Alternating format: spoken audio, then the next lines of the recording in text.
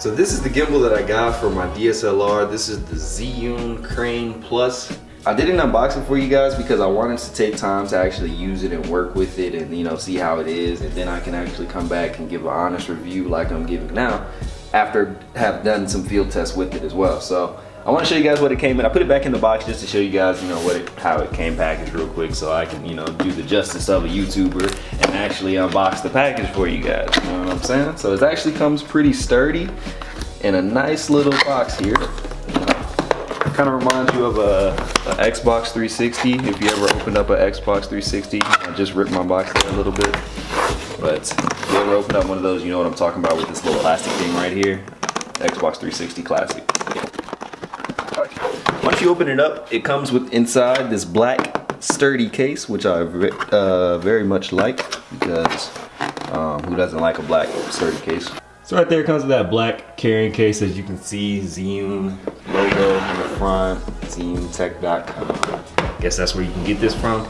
I actually did not get this from ZhiyunTech.com. This gimbal goes for about $300 and I think like $60 on Amazon, but I got this guy on eBay for about $300, and that means I'm better than you. Two little clasps to open that thing up. Let me get you guys a better view. This is what you're gonna see up top. Very nice and sturdy. Has the foam covering at the top. But this big piece right here is the actual gimbal stabilizer itself. You have a little tripod stand right here that comes at the top. This is the actual battery holder right here. I have a little bit of grip tape on it. And then the batteries come underlying under here. So what I'm gonna do is I'm gonna take this all out the box right here and kind of give you guys a show of how to set this thing up. This is your main gimbal piece. It has your main controls on here. Right here is the main joystick that basically allows you to move horizontally and vertically, and then has your little slider rocker right here, power button, and then you also have a little mode button right here to switch to different modes. Battery holder right here, your batteries go down in there, as you guys know. I put a little bit of this grip that also comes with it. Zhiyun was cool to give you guys a little grip, because if you don't use this grip, this thing around here is going to get real sweaty just off of filming, and it's going to get real nasty. And this is the type of metal that is definitely, you know, going to show up on sweat. It's real that sheeny type, so you don't want to put that grip around. As I told you guys, in here comes with the two Zhiyun batteries. These are actual Zhiyun batteries, and these batteries actually hold pretty good. I've only charged them one time, but the gimbal has never gone dead. But I just charged them anyways, just because of I was filming the project the next day, so I wanted to make sure they were at full. But it also comes with a Zhiyun branded battery charger. This is gonna charge your batteries. Basically, you just plug it into the wall and then put your batteries in, and you're all charged up. Once again, to give you guys a quick setup, battery part goes in here, twists on like that. Once you get the battery piece connected to the controller right there, then you can go ahead and connect the little stand piece that comes with it. And I'm so happy this comes with it because it makes the setup a little bit easier. And once again, it's just a little hot shoe mount under there. You can connect that right there. This message is for Zhiyun. I just noticed as I'm doing my video, this piece actually broke off inside the hot shoe mount.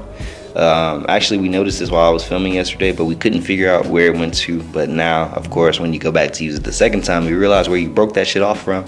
But it's actually, I believe, supposed to go inside here. So I don't know if I can get my hot shoe thing on here. Cool.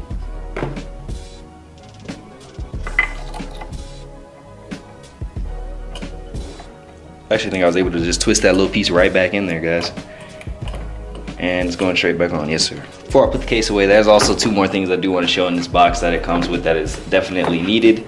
This piece right here is the attacher that's gonna attach to the back of your camera. This is the most important piece. It's gonna basically put your camera on the gimbal. It goes under the gimbal and then connects. It's just a hot shoe mount, but it's gonna connect under here. Once I show you in the setup, you'll see it makes sense. A little USB charger just to charge the gimbal and charge your camera.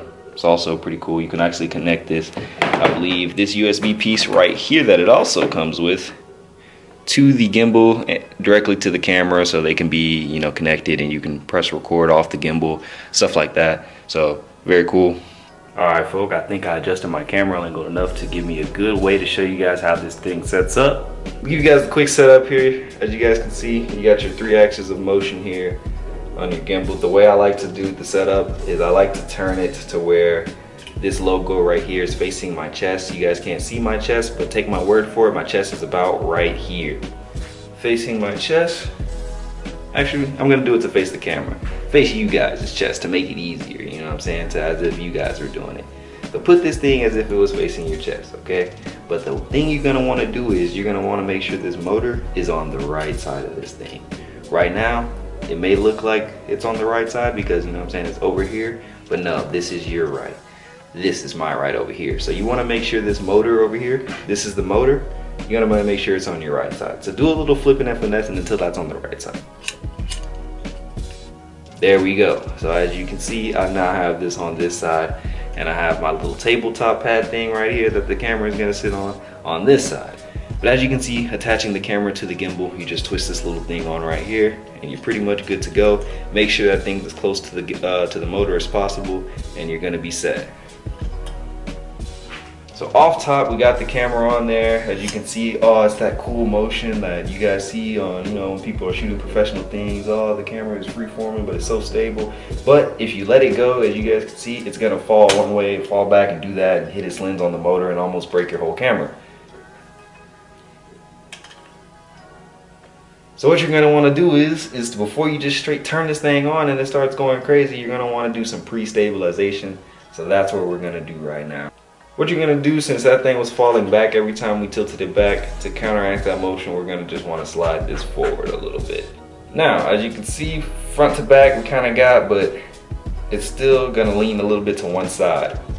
To do this next side of motion, we're gonna unscrew this one right here, and this deals with the little bit more of that back side, top side weight. Basically helps for when you're doing that adjustments on the front and back, or the front end and the back end of the camera. If you're still finding a little bit of trouble, try tightening this knob or adjusting this knob right here, because it also, you know, goes to that up and down motion with the weight distribution at the bottom as well, with the battery and the top side of the camera. So if I'm usually finding that the camera is tilting forward, I usually like to go down with it, you know what I'm saying, to give it a little bit more weight on the bottom side, so it can kind of, you know, tilt up like that.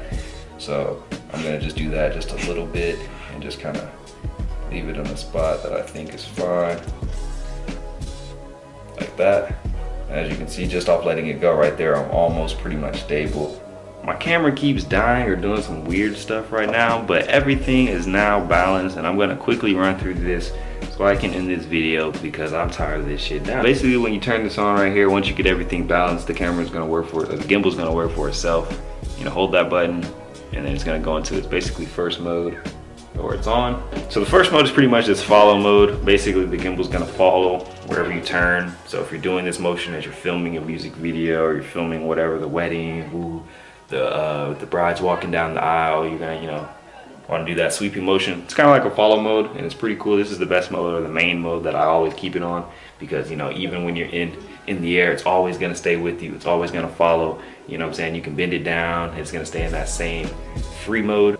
And this is kind of the scene everybody is used to with gimbals and things like that, but the first mode is definitely where I would always keep it. In this first mode, I believe the knob only allows you to go up and down, as you can see, down and up there. And then in the second mode, you can also go side to side.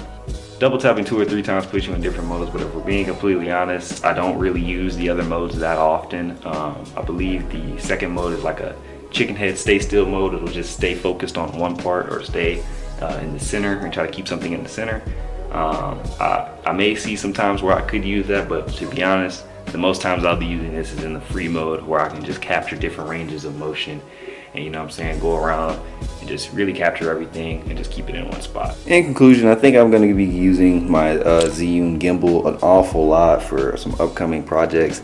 It's a cool tool just to give you, you know, that stabilized look, and you know, just that cinematic experience with your videos, and gives you, you know, just another outlet to make videos and create content, as you guys know I like to do. Although I did like the product, or I do love the product, I can't give it out of 5 stars. I can't give it, you know, nothing higher than a 3.5, because for one, it wasn't able to balance my Sigma, just another lens. You know, this is the stock lens on my camera. It's a smaller lens. The second I put a larger, more heavier lens on there, it was tweaking out. It wasn't as functional to use. I could still use it, but I just know I would run into more trouble just trying to put different lenses on here. You can still get some quality shots, as you guys seen in the B-roll, and I'm probably rolling again right now.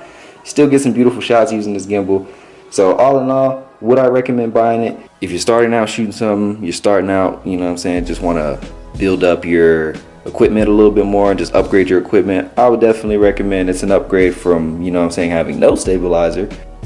That's gonna be it for today's video, guys. Appreciate you guys watching. Comment down below if you got any questions on the Zhiyun Crane Plus gimbal. It's definitely a great budget gimbal. I would recommend it for anybody on a budget, man.